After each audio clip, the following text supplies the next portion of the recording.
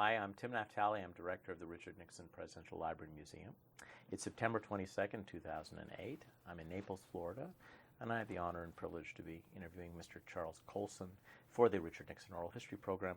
Mr. Colson, thank you for doing this for the second time. I'm glad to do it, Tim. I want to start with some questions about some very precise things. It's been a long time. If you don't remember them, we'll just move on. Can I interrupt before we get going?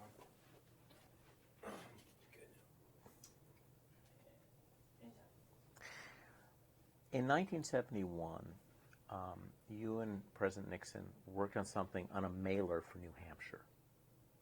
Do you remember that? That was to encourage people to vote for Ted Kennedy in New Hampshire. No, I do not remember that one specifically. I remember we had some mailers that went out that were phony committees. Democrats for Muskie, for busing.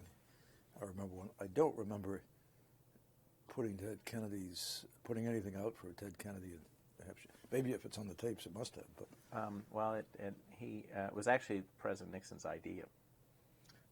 Many of these were, but that may not have been executed. I think I would remember that. I think on the tapes, Haldeman later tells President Nixon that Magruder wouldn't do it, but it was in the idea was in December of '71. It came up, which would have been right before the New Hampshire primary.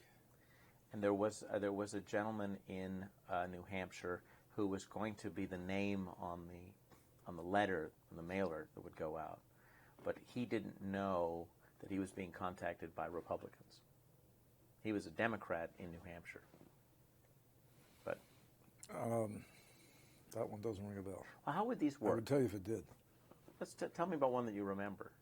Well, I remember the one on Muskie because I think this was the president's idea again. He said, why don't we get a Democratic committee together for Muskie and thank him for his support for busing and send it off to the parts of the country where busing is very unpopular. So I got a public relations firm in Washington and called him up and I said, get a hold of some Democrats to sign this paper. He got a committee put together and the mailing went out. And there was the money for that. Usually things like that I would call Pat O'Hara in New York. I'm not sure I did in this case, who was lawyer for Jack Mulcahy, who was the president's ever generous friend and who wanted nothing for it, just believed in the president, never got anything for it. But there were usually donors who would help us pay for those kind of things. And they were phonies. They were straw committees that were set up to get this out in the mail. The people who participated, I mean, did you find Democrats who put their names? I think so. I think the fellow that was doing it did, yes. And he knew that he was doing it for the White House? Right. Okay. Again, this is very precise. I don't know if you'll remember it, but you and the president, the president and Haldeman start laughing about some oranges that you sent to veterans in the spring of 1971. And maybe it's just the limits of my wit, but I wasn't trying to figure out if oranges sent on behalf of Muskie, a whole bunch of oranges, which I thought would be a nice thing. And I was wondering, I understand buying too many pizzas, but do you remember this at all? Do you know what this is about? No. This was some kind of... Oranges for veterans? Yeah, in Florida. In April, May of 1971. This is the time that Haldeman is talking to President Nixon about Segretti. They're thinking of hiring Segretti. And, of course, that's moving those kind of tactics actually away from your office to Chapin and Haldeman. But they were talking about some things that you had done, and one was that you sent box loads of oranges to You're a veteran. Rings no bells. I never knew Segretti, never heard of him, knew nothing about that. I thought many of the pranks he pulled were pretty childish. The only ones that I remember that would have been in this category were, which I think I told you about before, the phone call that I arranged to George Meany just before the election, presumably from Gary Hart. It wasn't. And I remember a couple of committees. I remember getting some cartoons that were printed up and then distributed to certain key mailing lists with no source of origin. I don't remember sending oranges to veterans. I can't imagine why you would, frankly. I don't know either. I'll give you Doesn't the make any transcript. sense. I'll give you the transcript Sure. of it, and if it rings a bell. Let me ask you about one of the cartoons. There was a London cartoon about Kennedy. Did you use it? It was. Can you describe the cartoon? Well, I haven't seen it. I'm trying to. Oh.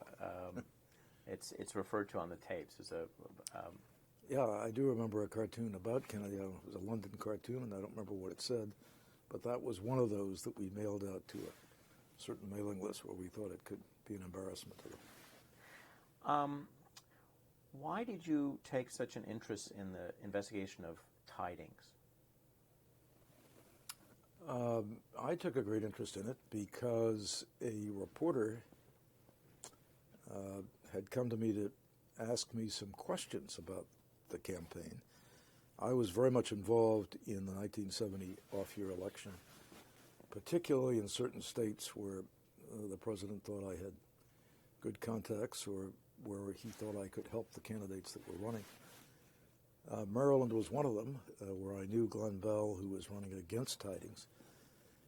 It was something involving the charter company, as I remember, and everything I saw in print, from whatever sources I saw it, whether they were investigative or journalistic, I don't know which, clearly indicated there'd been an improper relationship.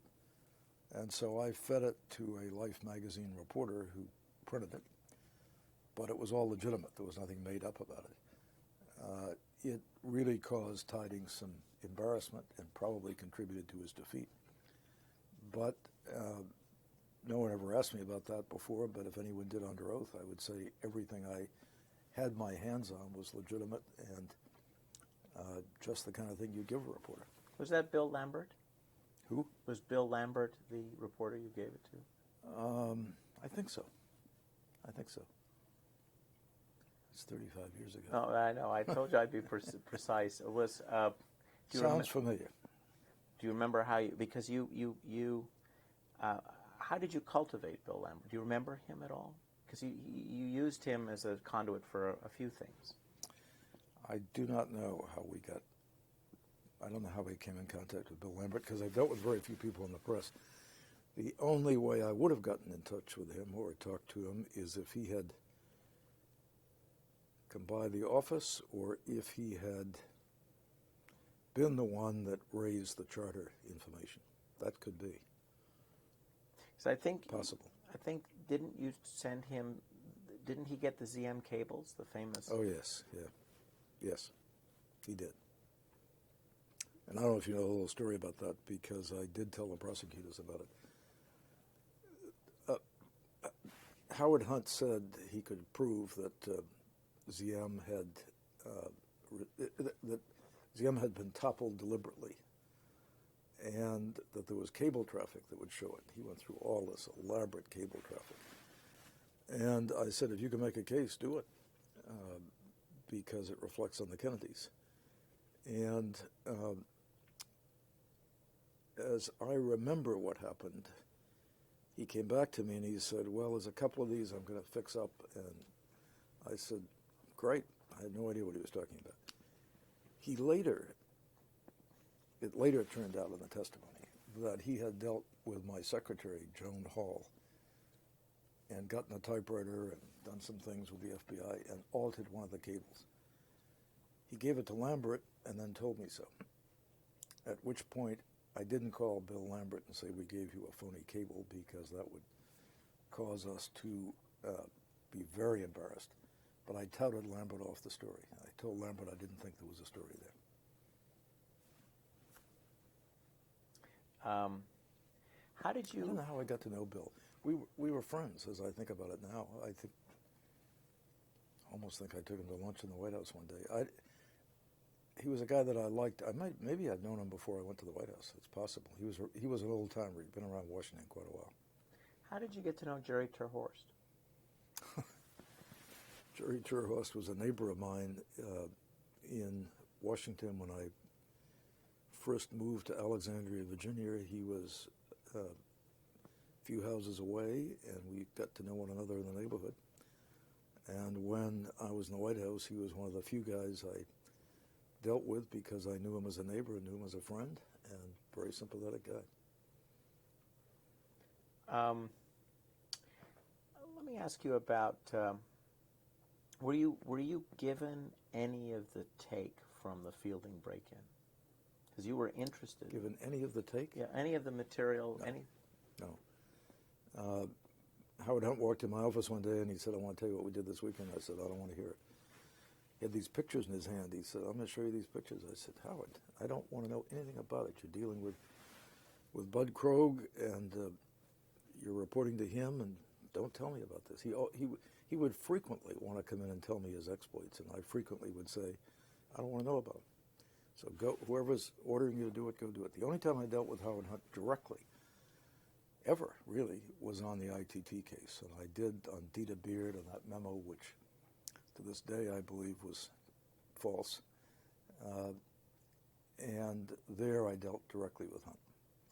On everything else, it was stuff he would come to me on with these schemes and ideas of his. The cables, perfect example. The scheme that later got the publicity that I said go poison Jack Anderson, which was a complete fraud. He was sitting in my office one day and he said, "Well, we used to be able to take out people like this by just putting some LSD on the steering wheel of that car." And I'm thinking, crazy. And I just shook my head. I mean, I didn't think he was even serious. I don't think he ever did anything, but later it came out in the press that I had told him to do it, which was bizarre, untrue. I looked at how the reporting structure for the Special Investigations Unit, otherwise known as the Plumbers. Liddy and Hunt had to go through Krogh, and then that went up to Ehrlichman. Krogh and Young. But you were given an exemption. Hunt could come to you for the sort of the transmission, as a transmission belt, when to put information out about Ellsberg. The one area where the one direct line that didn't have to go through Krogh was from Hunt to you, which is why I asked you about whether you got any of the information from whatever they did glean from the Fielding break-in. There's a little bit of controversy. I don't think they did. I don't think I have never known that they got anything from it. It was a completely aborted exercise. And what I got was an FBI file about Ellsberg. I was given that by John Dean, not by Hunt. In fact, Hunt never gave me anything on Ellsberg, except a lot of fantasizing. Not fantasizing, but a lot of speculation. I don't think he ever gave me any kind of information. The one thing I had was a written FBI investigation report, and that was the only thing I had. And so that was the basis for your guilty plea? Yeah, that's what I gave Terhorst. Gave it to Terhorst without realizing that the FBI had already given it to Copley Press. One of the side notes of history. So you didn't see the CIA psychological study of Ellsberg?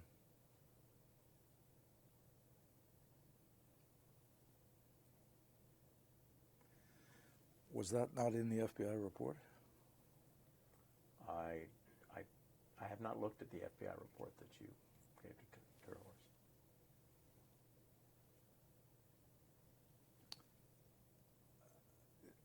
if it was not in the FBI report, then Howard Hunt described it to me.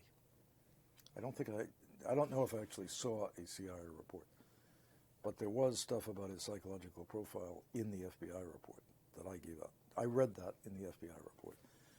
I also remember Hunt telling me about how the CIA did psychological profiles, which is something I'd never known before. I remember learning that from Hunt. Now, whether it was in the context of here's a psychological report on Ellsberg, I don't think so.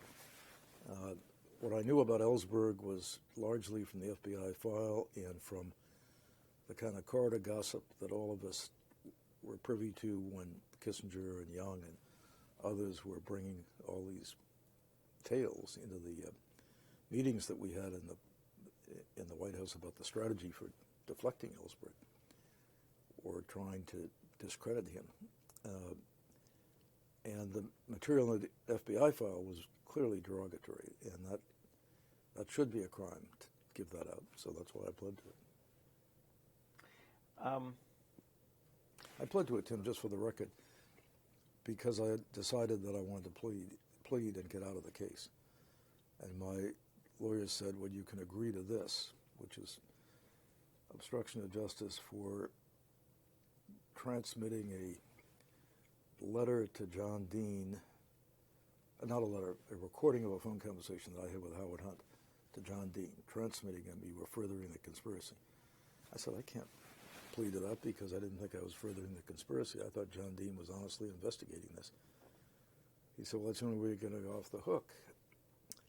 And then he came up with the idea. He said, unless you want to plead to obstruction of justice for putting out that FBI file. And I said, well, that's something I can honestly say I did. It was the one thing, at the time I decided, which was, I've written about in my books because of a Mike Wallace 60 Minutes interview, I decided I wanted to put this case behind me. It was compromising my witness for Christ. It was, I could see, going to drive me through a trial that there was little chance of success. As it turned out, there was a substantial chance of success because one of the defendants was also charged with only one count, and I was charged with only two, and the major players in it were charged with 30 and 40 counts. And to mix them together was prejudicial to those who only had one or two counts. So I would have gotten off, but it would have been 2 or 3 years of trial. It would have affected my life in ways I didn't want it to be affected. So I decided to plead guilty, and then we figured out what I could plead to and be honest. I want to talk to you a little bit about the clemency issue, because I've been listening to the tapes and trying to clarify in my own mind how that issue played itself out. Do you recall in the summer of '72, in July, a group of Vietnam veterans against the war were arrested in Gainesville, Florida? They ultimately became the Gainesville 7. They were only 6 initially, and then 1 was added to it. In July and early August, President Nixon talked to both you and Haldeman about perhaps giving them clemency, so that what you would do is you would get these anti-war resistors out of prison, and that way couple that with giving clemency to the burglars. And the president was thinking that as long as you have both sides coming out of jail or avoiding jail, then the political costs of giving clemency would not be very high. Do you recall talking to him about this in the summer of 1972? No. When you've just said it, I remember a conversation about that, yes.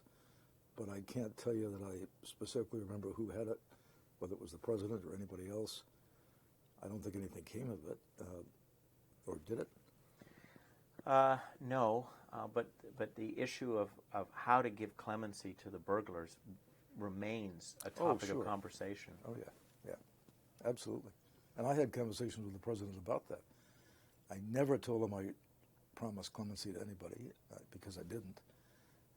But I did tell him that if, once this was all over, I was out of the White House, if Howard Hunt was still in prison, I was going to come see the president and make a direct appeal to him. That's on one of your tapes, I'm sure, because I remember saying that because I didn't want to leave without putting that on the record with the president.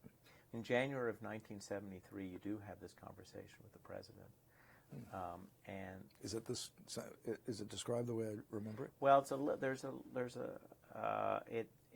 not quite like that. There is one difference, which is the president suggests to you that you go to Bittman, who was Hunt's lawyer, and that you say to Bittman that the president is aware of the emotional tragedy that Hunt has been through because of the loss of his wife. And you weren't supposed to offer clemency, but you were to hint, or the sense that I get from it, that you were to hint that the president is well aware that Hunt has been through a very difficult. What was the date of that? January 5th, 1973. I don't remember when Bittman came in to see me. Bittman initiated the visit. I never called Bittman in and wouldn't have. Bittman initiated a visit in which he made some very heavy-handed approaches to me, and I told him I wouldn't talk to him about it. I said, I'm not going to say anything right now that will in any way prevent me from coming back later and trying to help Howard. So I'm not going to say anything to you. In fact, I did a memo on it because I was concerned that someone would later say that I had made those commitments. All I said to him was, Howard is my friend, and I feel very badly because I got him into this, and he lost his wife, and I will go to bat for him anytime. I will promise you I will go to bat for him. I made no commitments that he would get a clemency. I couldn't.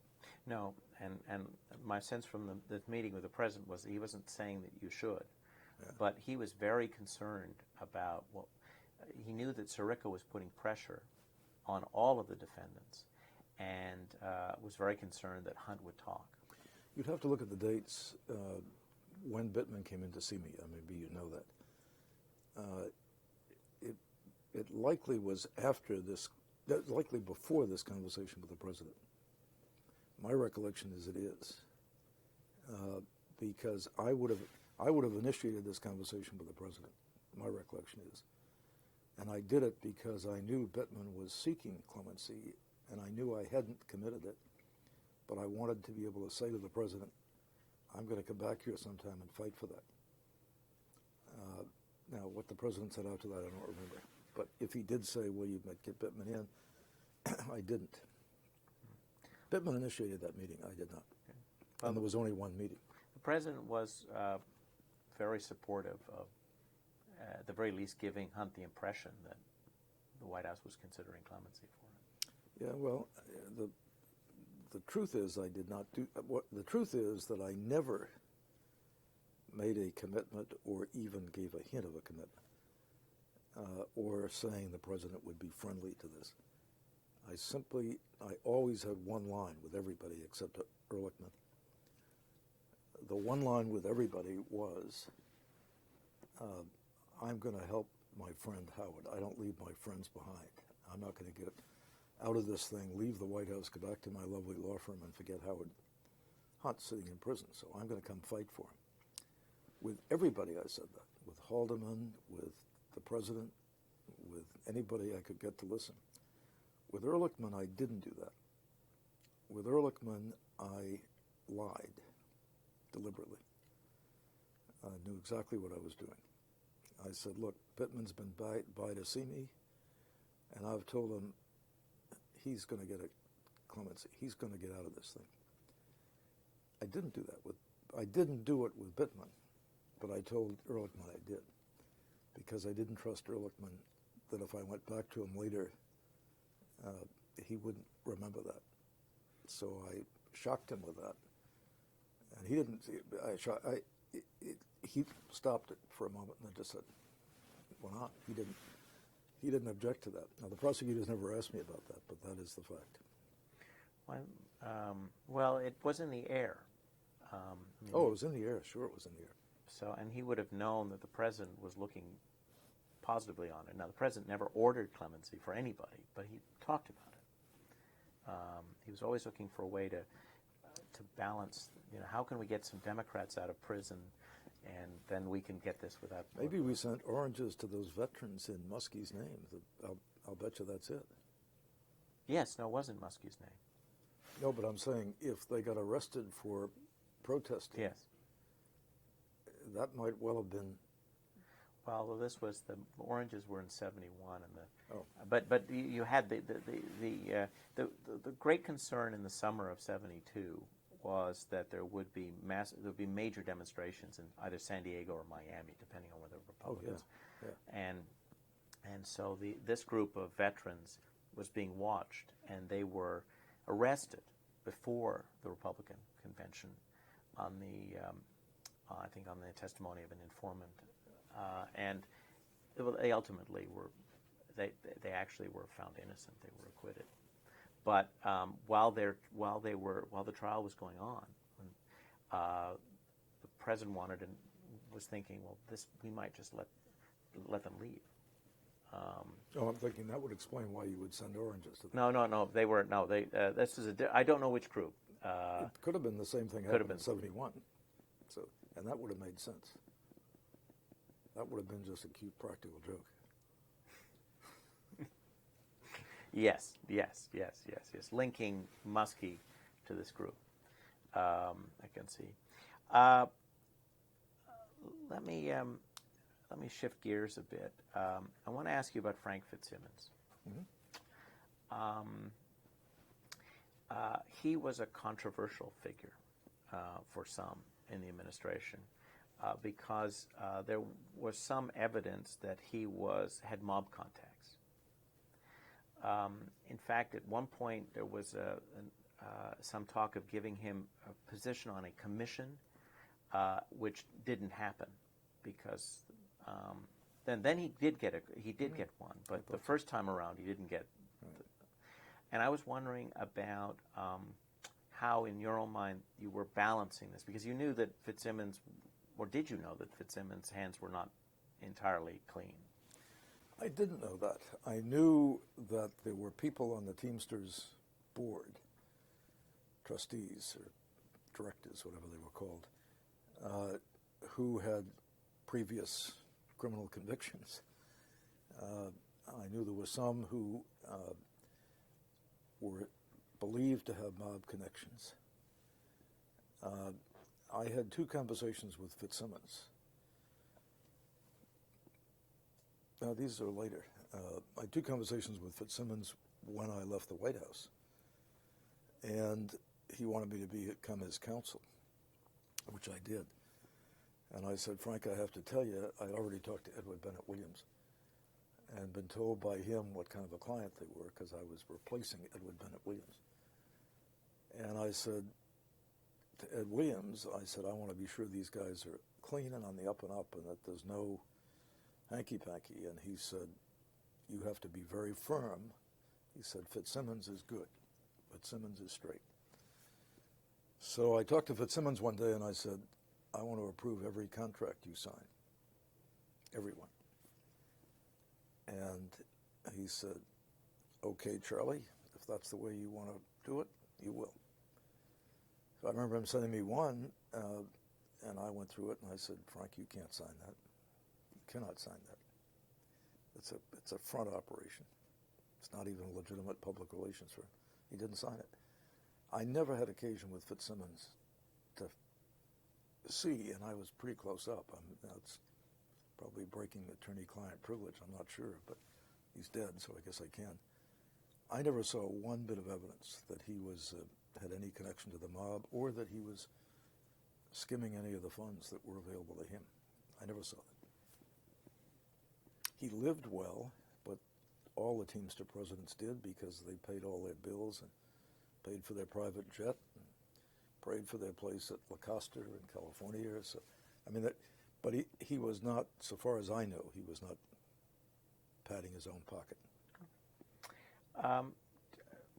Change gears a bit. Tell me about your relationship with Tom Houston.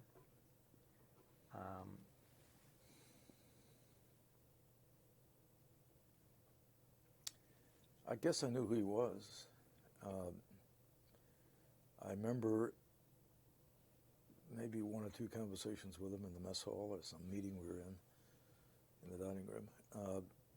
I never had anything to do with him. I don't even think I knew who he reported to. The reason I ask is that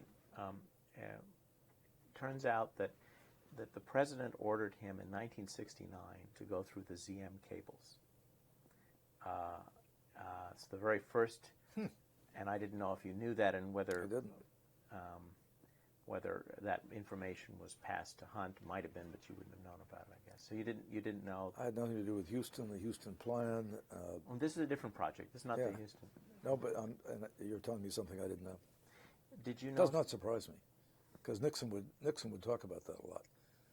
And so we all started with the presumption that there were cable traffic that would be damaging. We all started with that, so when Hunt brought that to me, and he did bring it to me, it rang bells. I didn't have a reason to question it. Did you then? You probably won't know, but I'll ask anyway. Did you know that about the president's similar concern about the Chenault matter and whether he was bugged during the '68 campaign? Whether he was bugged, and I heard him talk about it, but I didn't. Did you know that he? I guess you didn't know that he launched a study. He had, again, Houston work on this long study called the Bomb Halt Study, which is to look at the LBJ, the Johnson administration's handling of negotiations with the Vietnamese in the fall of '68. Somebody told me about that because in the campaign, where I worked in the campaign, one of the members of the Joint Chiefs of Staff called me at home to tell me that there had been a political intervention against the will of the Joint Chiefs. So I knew there had been some question about the bombing pause in the '68 campaign. I didn't know Nixon was exploring it. I mean, I reported that to the campaign. This was a political intervention by the Johnson White House, presumably. Well, President Nixon was also interested in the extent to which the Johnson administration knew about his contacts with Chenault, the campaign's contacts with Chenault.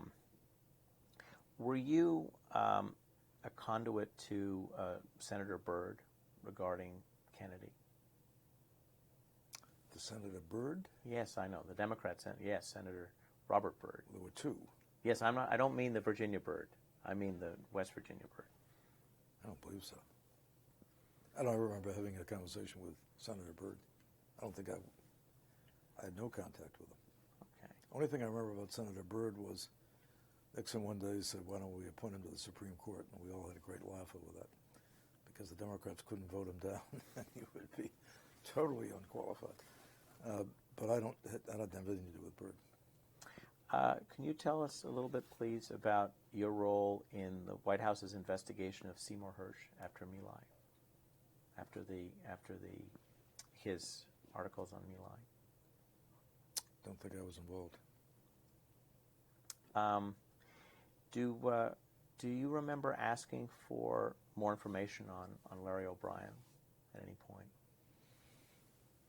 It wouldn't surprise me if I did, but I don't. It would have come up in the context. Yeah, I do. Came up in the context of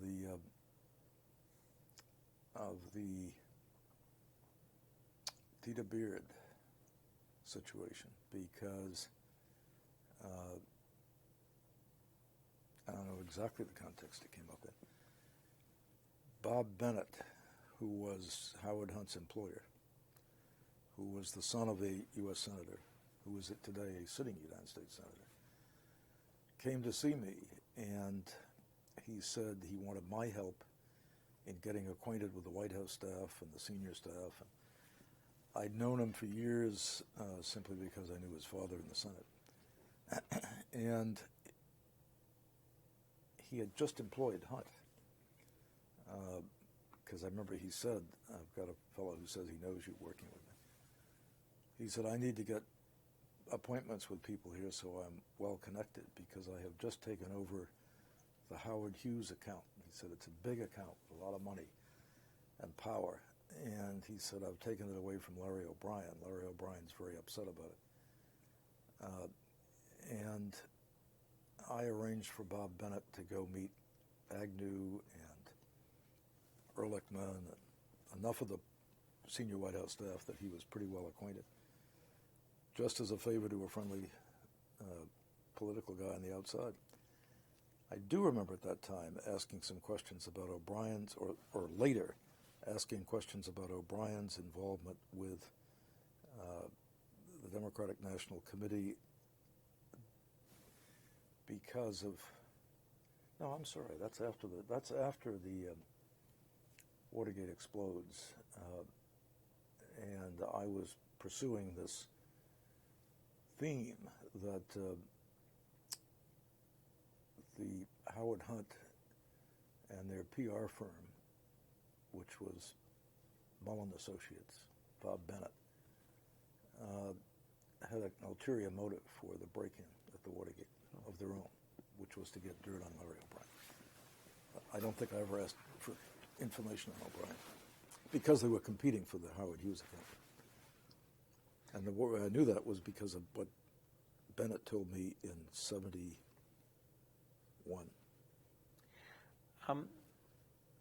The rumors came across your desk that both Larry O'Brien and Hale Boggs had private investigators collecting information. Just for historians, for others, tell us about the use of private investigators by. I mean, you worked for Saltonstall before. You've been around. You know. Tell us about. I mean, was it a common practice to hire, for a Senate office to hire a private investigator? Well, Saltonstall never did. And I can't recall any time in politics when I hired a private investigator for any reason.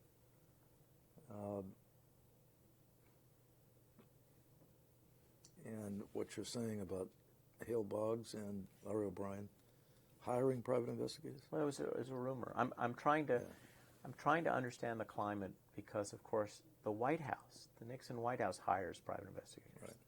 And I'm wondering if this was something that one did, and I'm trying to avoid naivete here. So. Not that I know of. I don't think I ever heard of somebody going out and doing that to get opposition research now. So it was unusual then to hire Jack Caulfield? Well, I didn't know who Jack Caulfield was. He'd been the president, I learned later, he'd been the president's bodyguard during the 66 or 68 campaign. But he wouldn't have been, when you say private investigators, I'm thinking you're getting a firm from outside and having them go investigate something. I suppose you're, in a sense, sure. You hired Caulfield to come in and do investigations. Yeah.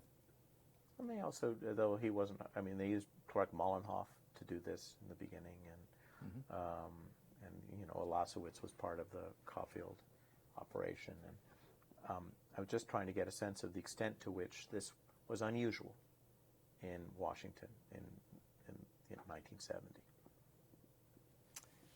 I think you're going to find that the Kennedy family had used private investigators extensively. That's, now that you're asking me, I do remember hearing that and being a little surprised by it. Not surprised by it, because they had so much money. And they had their own scandals they were worried about dealing with. But I wouldn't say it was usual. I wouldn't say it was customary. No. Okay. When Hunt told you that Dita Beard had denied writing the memo, what did you do? Gosh, I have no idea. There was so much going on in that period. I probably either called the president or called Haldeman to tell them.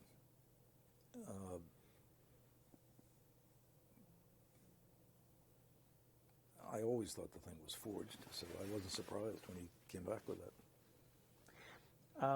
Step back. It's hard, but let's step back a moment.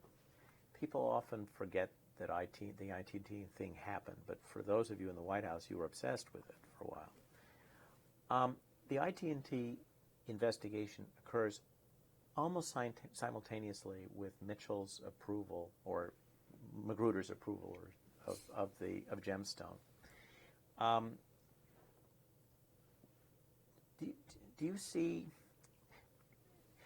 Do you think that you need to understand the climate created by the ITT scandal? Absolutely. Could you explain why that's important? Well, because the ITT scandal looked, from my perspective, to be something that was being manufactured as a charge to level against Nixon and to tarnish the reputation of the president, the administration. It looked like out-and-out corruption. And I had heard no evidence from anybody, no carded discussion, nothing that ITT was doing favors for us or putting up money for things. That a corporation put up money for the convention wouldn't surprise me, but there was the quid pro quo sort of accusations. And I didn't know Dieter Beard from a hole in the wall. I knew a guy at ITT who was a nice guy that I dealt with on a lot of things and liked, and I dealt with Harold Janine a couple of times on some things they were doing with the CIA, which I knew about. But the fix wasn't in on their ITT antitrust case. Never was. I was with Ehrlichman when he talked with Janine. Nobody ever, and I don't think in conversations with the president, which we did have one or two of, the president ever said, "Don't prosecute." I don't believe. If you find that on the tape, then my memory's wrong. But so I thought it was a setup, a charge that we needed to deflate immediately and needed to rebut and needed to expose. And I put every bit of energy that I had into it. That was like day and night, task force convened. That was the time I employed Hunt, told him to go out there and get that information any way he could. He said, "Good, I get disguises from my old agency." I said, "Fine, go disguise, whatever you have to do, go do it." Came back with that report. I thought we were pretty well able to rebut that. And one Thursday, I was devastated. One Thursday, Haldeman said to me, "The president wants you to take the weekend off. He thinks you've been in too much stress. Just forget about this thing." He said, "Go home, take the weekend off." I said, "Okay, but I don't really want to." He said, "No, the president thinks you've been working too hard on this." They called it off and called the dogs off on ITT. I never could figure out why. But I do think that you need to understand ITT because it was a conditioning of us to treat all of these things like political charges, trumped up political charges. So it just set the stage for the way we looked at Watergate. It was the prelude to Watergate. Watergate first comes along, you think it's completely trumped up, it's ridiculous. I mean, I had no knowledge in advance of a break-in of the Democratic National Committee or anything like it. And was shocked, and I figured this is, we can't be involved in this. And then you begin to, when you discover that we are, as you did in the first few days after the break-in, then you start treating it like a political charge. And it wasn't until near the end of the year that I began to think of it as a lawyer in criminal terms. But I didn't up until then. I treated it just like ITT. ITT conditioned me. I think it conditioned others. Why it was called off, I've never known why. I've always wondered about that. Well, there was some concern about a conversation the president had with Kleindienst. I mean, when you say called off, in other words, Well, stop fighting it. I figured there was something that, if I continued to fight it, was going to come out and embarrass them. Yeah. Well, there was that conversation where the president told Kleindienst, who was a deputy, just to stop the antitrust suit against ITT. Well, that would explain why I was called off. I was ready to fight that thing to the Supreme Court. I mean, I was ready to fight that at every congressional committee, and it was very unusual because in the 4 years I was in the White House, nobody ever said, go take a weekend off. In fact, the president called me on the weekend, and I remember being out in my yard. He said, are you getting relaxed? I said, yeah. He said, now you put your heart and soul into things. I don't want you killing yourself over this because this thing is going to pass. And I remember that was kind of placated me because I really didn't want to stop. And then from then on, the signals were don't mess with this.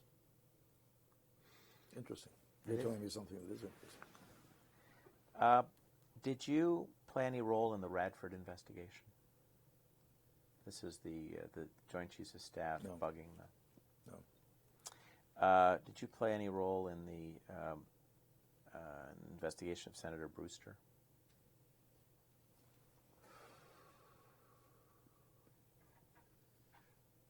Brewster was a senator from Maryland. No, Yeah. Tydings was my guy. Again, it's a specific question a long time ago, but I'll try. Can you remember why you did not want Julius Shishkin to be the head of the Bureau of Labor Statistics? You remember there was the White House was very the president was very obsessed with the Bureau of Labor Statistics. I cannot remember any reason why. He would go into these tirades, and obviously he didn't want it. Did I tell him not to appoint her? Well, what happened is that you had it was a two-level issue. You had a guy named Jeff Moore who was running it, and then you had a group of Jewish Americans who were the main, actually the main specialists, the experts. The president wanted to know how many Jews there were in the bureau, and he wanted to get rid of Jeff Moore, George Shultz, who hated the whole thing. He and Peter Brennan both proposed Julius Shishkin, who actually got the job ultimately. But you were holding the line against George Shultz and Brennan against Shishkin. By this point, Brennan? Yeah, he was then Labor Secretary. Well, he became Labor Secretary after I left the White House. Then. I know, but you were still writing a memo. Yes, this is 73. I'm amazed. I have no recollection. The name is not even ring a bell with me. But you do remember the president's and your last. Brennan was my pal. Brennan was the guy that I brought. I made him Labor Secretary. Is he with the hard hat? Yeah. Yes, but I took him up to Camp David and was there with him when the president didn't offer him the job. We talked to him for 45 minutes, had a great meeting, how much he liked him and trusted him and wanted to work with him. And we went outside and Brennan said, did I get offered the job? I said, yes. That's the way the president is. Did the same thing with John Scali. Those are the two I sat in on. He never really came and said, I want you to be Labor Secretary. But that was Nixon. It must show up on your tapes because it was at Camp David, so that would be on one of the tapes. Yes, it would be one of the tapes. It was always a little vague. It was the way he operated. I think he may have been afraid somebody would say no to him, so he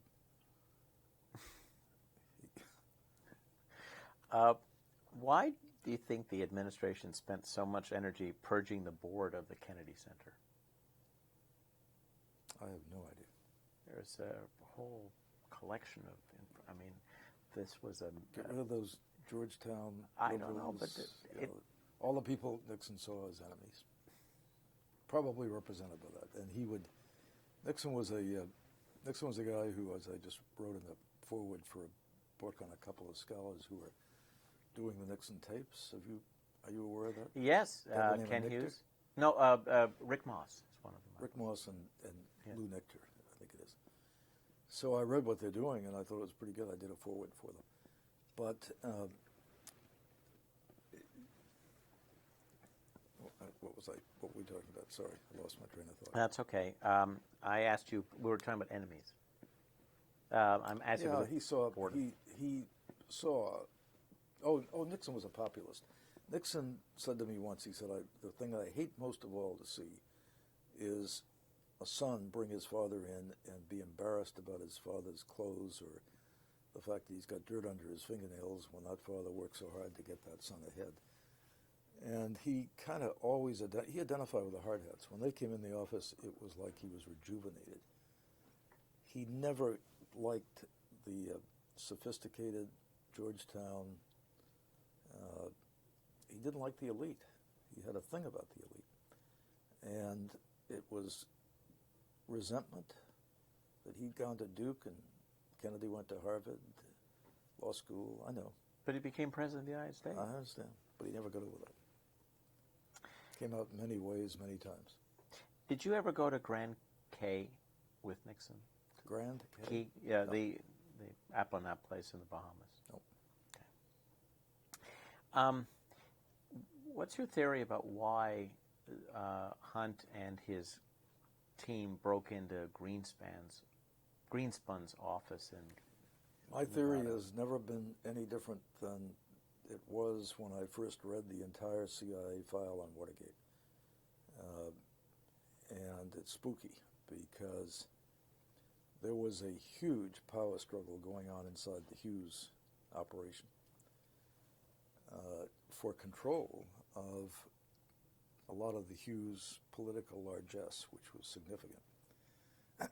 And the combatants were O'Brien and his crowd, who had formerly had access to it, and now Bennett, who had been brought in and would be the key guy to have access, which would be a switch from the Democrats to the Republicans.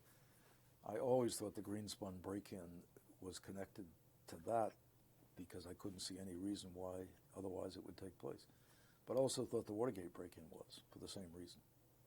I still have never heard anybody ever,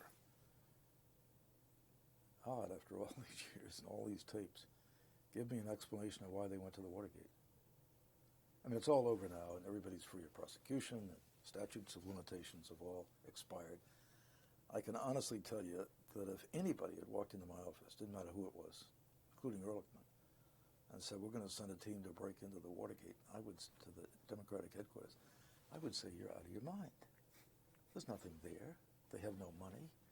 They're disconnected with the campaign. Now, if they had said, we've got a spy in McGovern's office, I'd say, good. Or Muskie's office, great.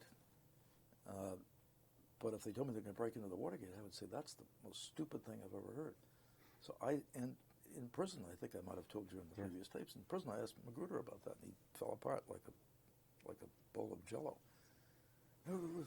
Couldn't give an answer. John Dean was in the room with us. I asked Jeb later. I saw him because he was in Christian ministry. I said, why did you guys ever do that? He just shut up. He wouldn't talk about it. I don't know why we did it. I don't know why Watergate happened. I can tell you, honestly, I would have told anybody who proposed it they were nuts. Not because they might get caught, not because it was immoral. I might have been a little concerned with the illegality of breaking into headquarters. I mean, that's pretty clear-cut that you don't do that. I would not have been concerned on any issue other than why would you waste your time on that? There's nothing. National Party headquarters are nothing but money-raising operations and field organizations. You're not going to find anything out unless you were looking for secrets on Larry O'Brien.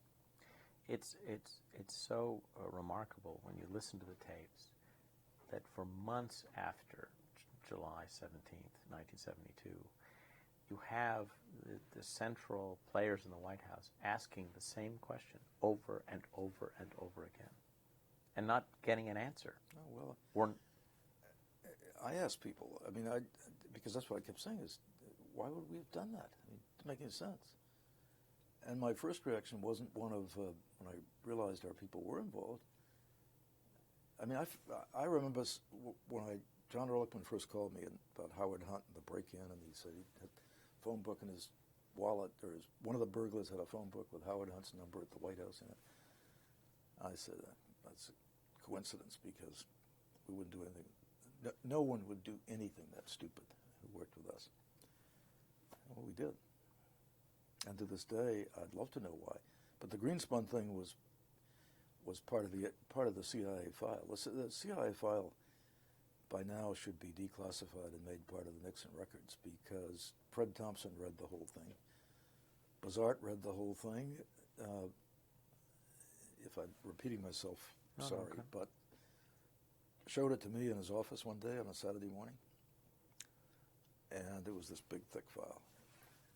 And he said, President wants me. I'll be gone for about 45 minutes. Just wait here. And nodded towards his Xerox machine. So I made a copy because it was very exculpatory for me. And I thought I was going to be going to trial. The really kind of scary thing about this is that I took it home and stuffed it in my attic. And the day that I pled guilty, I got a subpoena for that file from the Watergate special prosecutor. Mm. No way they could know that. And it was Except I talked about it with people. Yeah, we must have talked. But it's Buzzard who lets you photocopy. Right. Okay.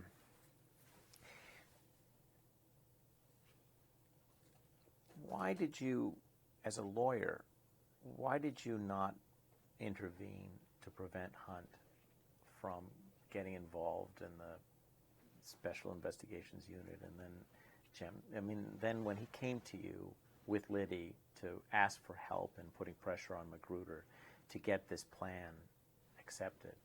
Because he never told me what the plan was. He told me, both Liddy and Hunt, in about 45 seconds, because I told him I didn't want to see him. It was at the end of the day. I didn't have time, and they said, we're doing intelligence work and counterintelligence at the Republican convention. I said, good. What's the problem? They said, well, we've given this plan to Jeb Magruder, and he hasn't acted on it. I said, said to my secretary, get me Magruder. I said, Magruder, Jeb, don't sit on it. If it's any good, approve it. If it's not any good, don't approve it. But give them an answer. These guys are waiting for an answer. End of conversation. They never once said. The only description I ever got was it was intelligence and counterintelligence to protect against demonstrations at the convention in Miami. That's all they ever said. The term gemstone I never heard until Watergate all exploded. What's not clear from the records is how much more Haldeman knew. Because Haldeman, when the plan was approved, Gordon Strachan told Haldeman, there's a record of that, and told him the amount of money. But we don't know what details Magruder gave Strachan for Haldeman, because that wasn't preserved. Let me put it in those terms. But Haldeman knew that this had been approved. Magruder's still living with something that's bothering him. Magruder is. I don't know what it is, but he's living with it because out of nowhere he says he overheard the president saying, do this. You couldn't overhear it. I've been in the room when the president was talking to other people, and you don't hear that unless you hold the receiver away from you. And secondly, I don't think the president ever did that. I think he'd be foolish to do that. Well, what's unfortunately with Gordon Strachan's side of the story is also not clear. You mean, was he in the room at the time? No, but that's the issue of approval and right. Whether, yes, Jeb Magruder has said in his interview that he has told that story again, that I think he told for the first time to the BBC in 2002. But I asked him why he waited so long to tell the story, and his response was, well, I didn't do it in 73, 74 because I was hoping for clemency. It doesn't explain why he didn't do it afterwards, but when he explains why he never made this claim at the time.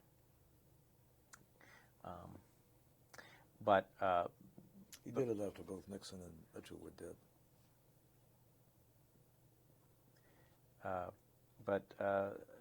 As I raised with you, you were talking about the details, the fact that you didn't know the details of what it was that you were lobbying for. And what's not clear... I wasn't lobbying for anything except a decision. I said if it's no good, don't do it. If it's good, do it. But make a Make a decision. decision. Don't leave these guys hanging. Well, it's not clear from the record what details of the plan Magruder shared with Strawn, because Strawn did report to Haldeman that the decision had been made. Right. And, of course, we don't know what was then communicated to the president. Well, you would, because Haldeman and the president's tapes would be recorded.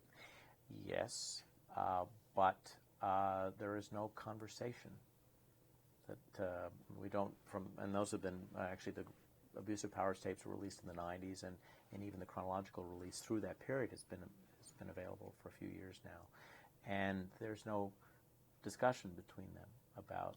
Doesn't surprise me in the slightest, because Haldeman wasn't he aware of he was aware of the recording system. Yeah, he set it up. He set up the system at the request of the president. Then he would be smart enough not to put that on there.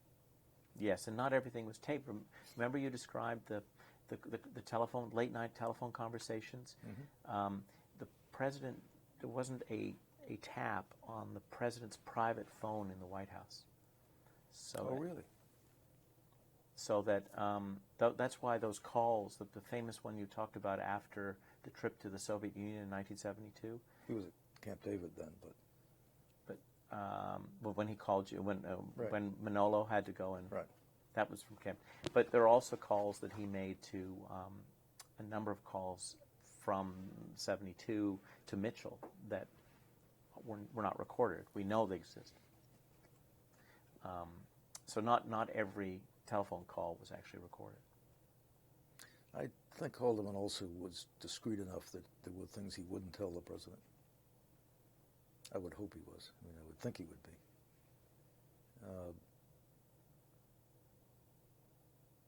And that's criminal activity. I think I'd have drawn the line at what I thought was criminally. I've often thought back why I didn't do it. If it was an obvious criminal law question, I think I would have.